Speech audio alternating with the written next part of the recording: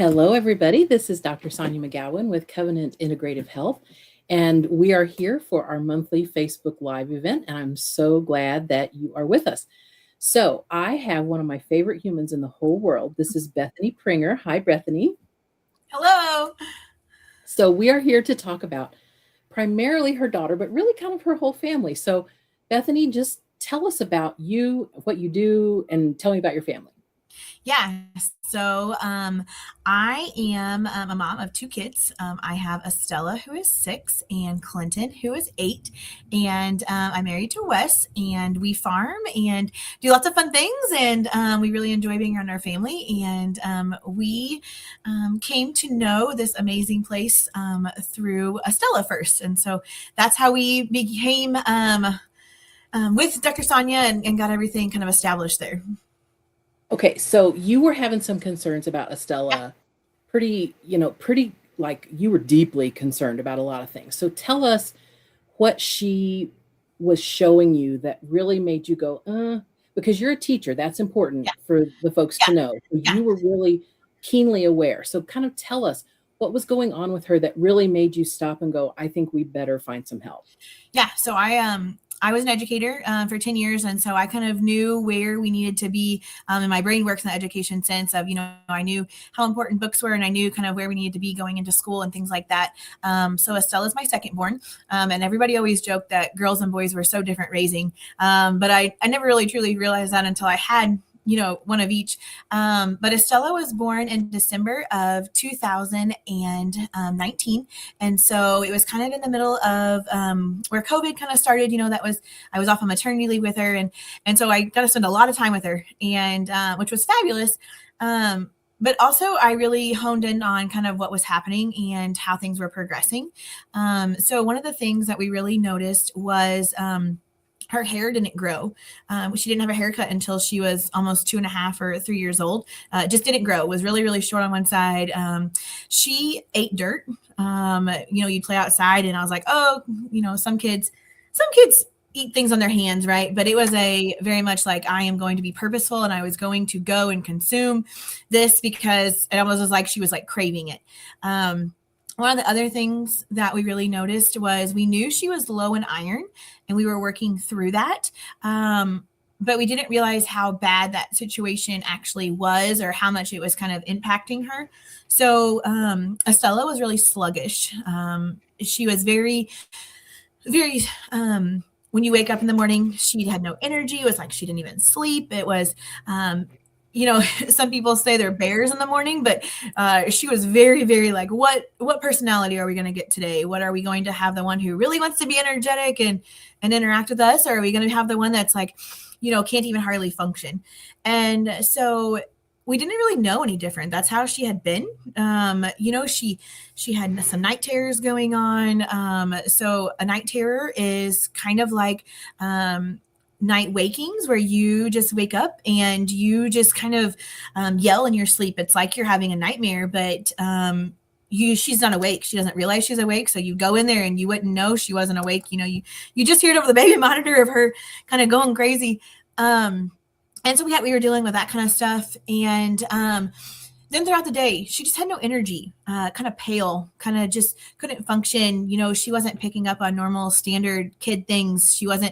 We had some concerns about her ability to progress in school. So would she do well? Would she be able to pick up sight words and read and do our normal math things? And it's like she just didn't have the brain function or even ability. She just shut down. It's like her brain could not function and could not figure out what was happening.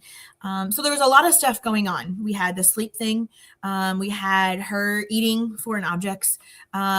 We had her body. She was really small. She wasn't growing. We never had any like those really big growth spurts, and we never had any of those milestones.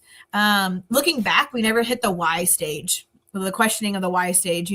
Why this? Why this? Why this? Her brain just was not progressing to where we thought that it should be. We were just concerned academically of what was going on and if she would have the ability to do that kind of stuff. We did have some speech delays too. And so it was just a lot going on. And it was one of those times where you just didn't really know where to start. There were survival mode, and you knew that it wasn't normal, but you didn't know what her normal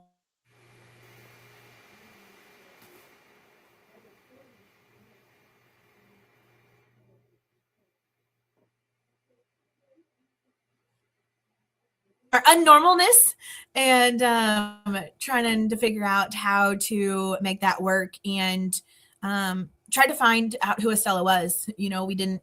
It was, as we've progressed through all of this, it's just been interesting to see her personality and kind of see where she has blossomed. So, where did you start with to find help? A pediatrician, I'm guessing? Yeah, so we started there, and they helped us with the iron problem, and they established that. And then this is kind of crazy, but we had parasites, and which is probably from eating the dirt. And she actually had them twice, which is mind blowing to me. You don't like to say out loud that your child had parasites, but it's something that's a lot more common, and I realize that nobody really talks about it. It happens, right? Mhm. Especially when you know it happens because you've seen it in your child. And so we started there, and we wanted to dig deeper into the iron problem and why we were getting the parasites. We'd actually had them twice at that point when we came to Dr. Sonia, and so we were just concerned that we were stuck. We were concerned that we weren't ever going to get the help that we needed. We were concerned that this was going to be our normal. And don't Google it. It's not good. Right. But and so I didn't even know somewhere like this existed. I had some friends who had been here and done some stuff. And so that's kind of how we just wanted more. We wanted to be, we just didn't want to be a prescription forever. We didn't want to be on a health plan of medicine forever. We wanted to fix the root problem and not just fix the like the complications from our issues. And so we really wanted to dig into why this was happening, and is it all connected? What can we do from there? So she didn't have any sort of diagnosis yet, either educationally or medically, other than really just the parasites and the low No, iron. Okay. Okay. So what I remember correct. when Yep. you Um, go ahead. oh no, yeah, she just had the low iron and the parasites, and then like your concerns, like the gut feeling as your mom, like something's not right, but I don't know what it is. So I remember when you brought her for the first time. I mean, first of all, she's the cutest stinking kid in the land. Like, oh my gosh, you just want to like, so super cute. But what I remember most is that she laid down like all the time.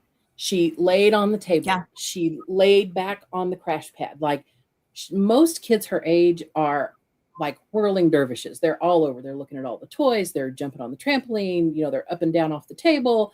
They're, wanting to run down the hallway. And Estella was just happiest when I left her be because yeah, yeah, she was just a really sort of low energy, sort of low tone, kind of squishy, just sort of like, just let me be is what I kind of the big thing that I remember about her, other than being sweet and cute and really wanting to please me and all of those yeah, things. Um, so let's talk about what we did. What yeah. tests did we do?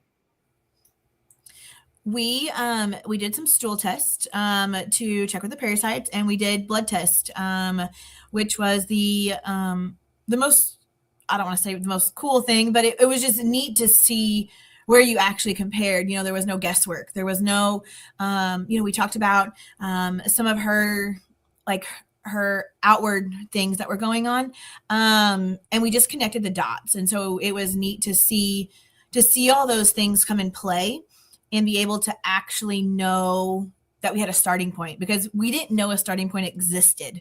Like you talked about Estella just laying there. That was our normal. We didn't Yeah, know there was a kid that could exist outside of that. right. And so we found a lot of things that we have worked on Yeah. over time. Tell Yeah. me some of the, or tell our audience some of the things that we found with her. Yeah, so she was extremely low in iron. She could not, essentially, she could not store iron, and she was not absorbing iron from her food, and so therefore her immune system was essentially not functioning. She could not function with her immune system. She couldn't sleep. We were not processing anything we ate. Estella was really, I don't want to say craving, I'm almost addicted to carbs and high sugar because her body needed these nutrients, but she wasn't being able to process them. So we have been on iron and vitamin 3. We've been on a probiotic to help our gut because it was essentially wrecked from all of the lack of everything and all of that kind of stuff. And we were on some. We take this stuff with orange juice, and it's the sonic cholesterol and the mitochore, and we can tell a difference to currently when she does not take her sonic cholesterol and her mitochore. Like on the weekends, if we don't take it at the same time, we can tell a difference to almost the hour of when her body does not function because it's really, it allows her body to do all the things that it should and needs to do. We also noticed an improvement in her sleep. So her sleep went away. Her night terrors went away once we figured out the iron in that situation. But the best part is, and we were also on a few gummies too that were helping her. But all of it was just so neat because it actually, like, we took the blood work, we did that, and it actually helped her establish, like, I don't know, a new kid. Dr. Sonia and I talked about how we went back and her brain would catch up then, and we hit that Y stage, and we hit she has like a different personality now, and she doesn't lay down anymore. She actually like gets up and wants to move, and those academic concerns have disappeared because her brain, like, you can literally, before you could see her try to think, and I think that was the scariest as a mom. I could see her, I could ask her a question, and I could see her brain wanting to function and wanting to think, but she just couldn't. It's like it did not jump from her brain to like her processes. Like it was scary because you could see and you didn't know how to help her. And then after putting on all that stuff, she went through kindergarten and she did outstanding and flying colors, and where I don't know if that would have been the case when we started in August. So one of the main things we found with her on a urine test was that her cells couldn't make energy. Yeah. So she had a lot of really severe deficiencies, and then her whole Krebs cycle, to say shut down is too much, but it was really, really struggling, that Krebs cycle, to make that cellular energy, which explains so much, right? Because Yeah. she was missing B vitamins and antioxidants and iron. Her cholesterol was really, really low, like really low. And so Like non-existent. I mean, yeah, I mean, it was so, like, I remember going over the results with you, and like you were just like, what? What? Like, I promise I feed her. Like, why is this the situation? And so when you think, kind of when you zoom out and think about this from a biochemical standpoint, her little processes, her biochemical pathways just weren't clicking. Mm-mm. And so that makes sense then, right? Because she had poor intestinal absorption. She was tired all the time. She couldn't sleep well because her iron was so low. I mean, there were just so many pieces of the puzzle that when we did the urine, the stool, and the blood test, then, okay, here are all those pieces. How do we prioritize it and fix it? And so another thing that I remember is one of our visits when, like, it hit you about the educational stuff, the academic stuff, and you were just petrified as a teacher, right? I was, You yeah. knew she wasn't where she needed to be at that point in kindergarten. And I mean, you were terrified of, is this going to get better, or is she going to be labeled with some sort of learning disability? Yeah, I was very concerned, especially having a child before her. I kind of knew what was expected in that grade, and I knew kind of what we'd almost have to know going in, and what she would have to know along the way, and what my other child had knew, what Clinton had knew going in, and what we had worked on at home, and as we worked on those things at home, there was just no interest. They talk about those, that brain just couldn't absorb anything and couldn't function. And so there was a lot of concern there because that kindergarten is a basic building year, and you grow so much within that year, and nobody ever wants to see their child struggle. And so that was one of the main things, is that I knew that if we were to stay in our current path, we would struggle, and we wouldn't make it the way we were going, and it was not going to be just because her brain couldn't, like you said, her body could not convert things the way they needed to. That information went in, but it didn't go anywhere because essentially her body was in survival mode. There was no energy left to be able to even think about a word, or even adding simple numbers. 1 + 1 is 2. It was just a blank look when you would have her do simple tasks, or even completing like chores, and things like that, at that age. But it just did not compute of what she could do, just because her body just it physically did not have the energy to make that happen. So it makes you logically wonder how many kids are identified with some sort of educational diagnosis when really it's a physical thing, right? Because that probably would have been Estella's fate, honestly, was she probably would have gotten some sort of label as, with a learning disability or worse. But really, it's not about her ability to learn. It was her body's lack of biochemical pathways that were happy and healthy. Oh, absolutely. Yeah. It was 100% her body not able to support itself. Well, I love when you guys come in, because you come in for ion cleanse foot baths sometimes. And the last couple of times, like, all I can do is just sit with my mouth hanging open, because she's literally like a different child who walks in that door. Oh, 100%. Yes. It's almost we've almost had to parent 180, because she doesn't, like you said, she just doesn't sit there anymore. I had one kid a year and a half ago when we started this journey, and now I have a totally different amazing kid. And then amazing was both times, like you said, but we don't have to have scheduled like rest times, because her body just can't function. She doesn't just break down and just cry out of frustration because she can't do it. Because when she was in those phases, she was aware that it wasn't the way it was supposed to be, but you didn't know how to help her because you didn't know what was wrong. You didn't know how to fix it, because like you said, she couldn't tell you, hey, I don't know how to read because my body just can't comprehend it. Hey, I can't sleep, or I'm not sleeping well, so I can't do what you're asking me because I don't know, because my brain just hurts. And I think she was telling us in her own way. But she's just a totally different kid. She has interests and hobbies now, and whereas before, she was just surviving. And it's so good. Yeah. One of the last times you came in, she was really proud of her sparkly shoes, and she was showing me that, and she had her little bag with all of her little stuff in it, and she was showing me her dolls, and just chatter and talk and talk and talk. And she sat up the whole time, like she didn't need to lay down. She just, her eye contact, her language, like it literally, like I just had to sit down for a minute. I almost got a little verklempt, because I'm like, look at the difference of this kid. Like, it's mind blowing. In her face. We had haircuts, like her body's actually, looking back too, we never cut her fingernails a lot because you didn't, they just didn't grow, because they didn't have that like, what your body needed to grow your hair and your fingernails. And now I'm like, I've never cut a kid's hair so much in my life, And so she just finished her kindergarten year, right?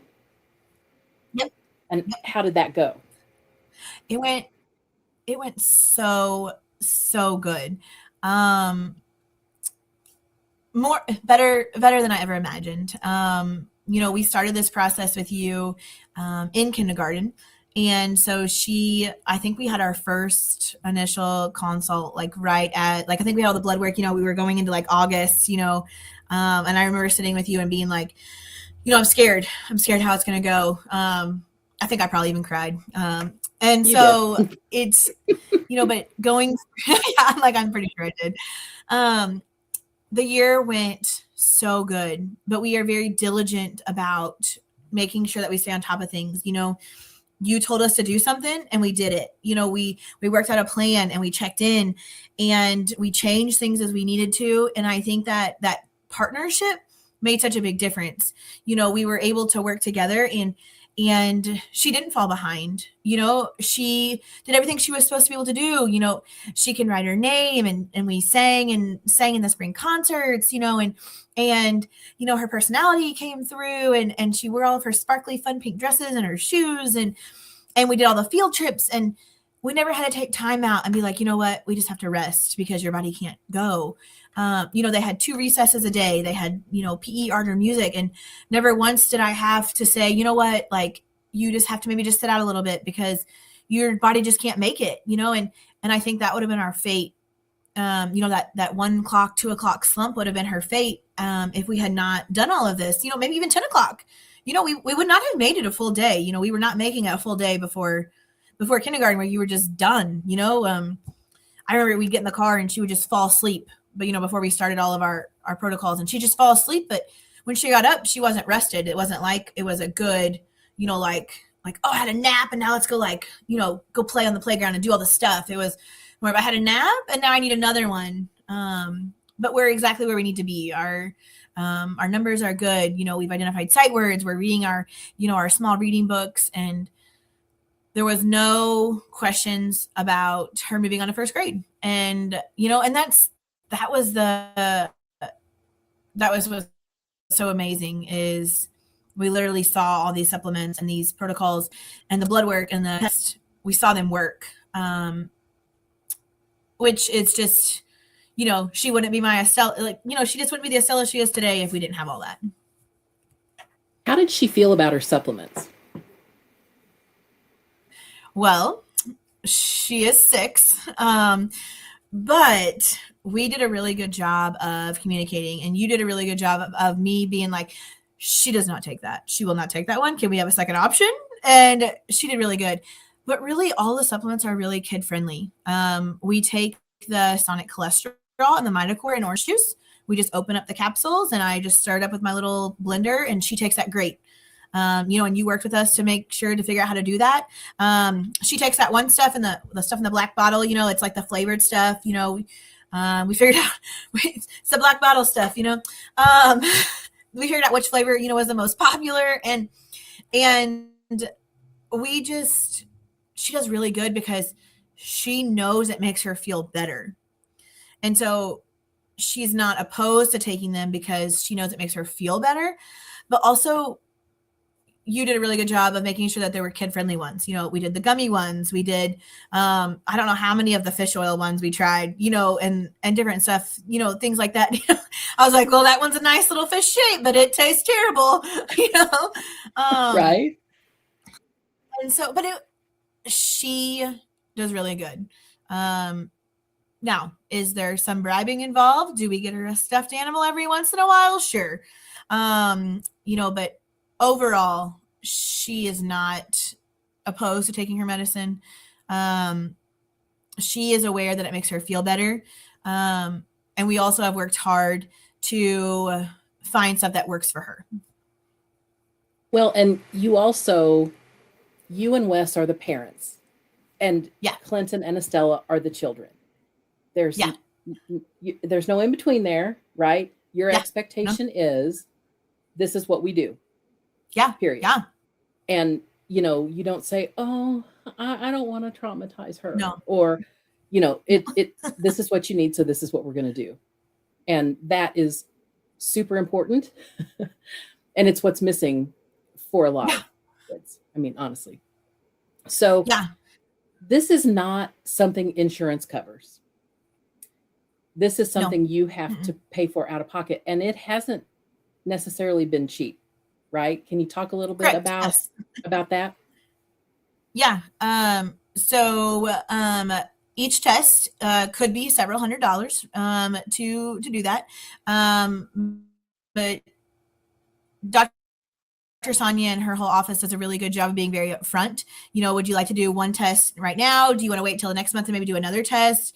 Honestly, for us, it was never a question of if we were going to do it. It was just, we're going to do it, because we understood how, and I don't even want to use the word scary, but how scary the situation actually was, or how intense the situation actually was.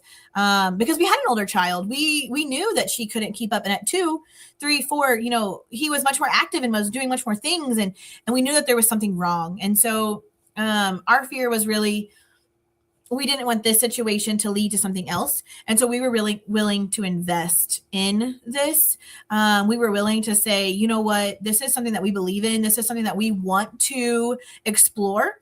And we don't want insurance to dictate whether or not it's going to tell us what we can do with our lives and our medical needs and our children.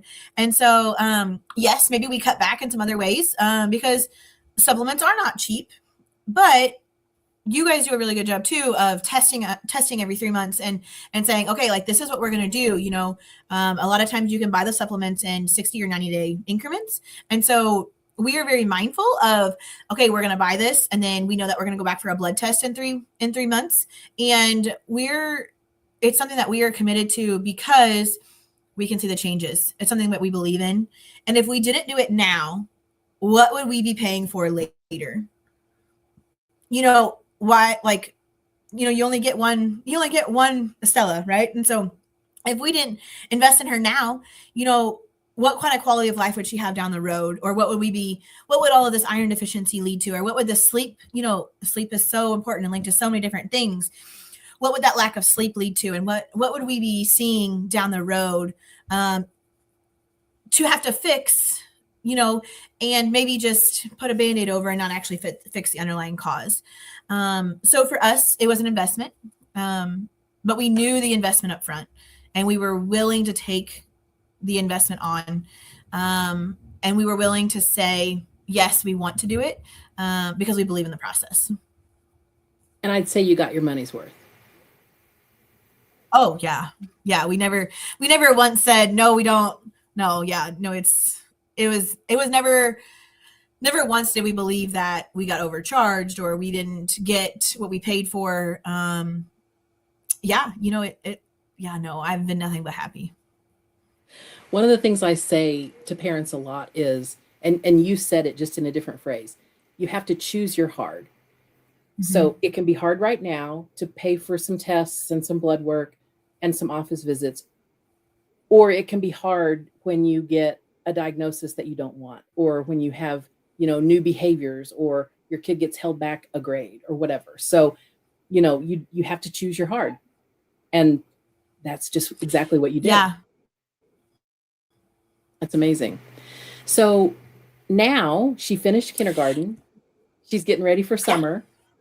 She'll go right into first grade, doing great. She's happy. She's healthy. I mean, she still needs her supplements, right? And hopefully she won't forever. But for right now, we're just kind of going with it and changing her protocol as the labs tell us and as her behavior tells us. But she's rocking it. Yeah. Yeah. What did we say the last visit? We've progressed to maintenance and not just, yeah. And I don't want to, it's just amazing that happened. I just never even thought that we started this process, and it just seemed to not imagine going back to where we were. Like, I just cannot imagine. It really changed her whole trajectory of her life, honestly.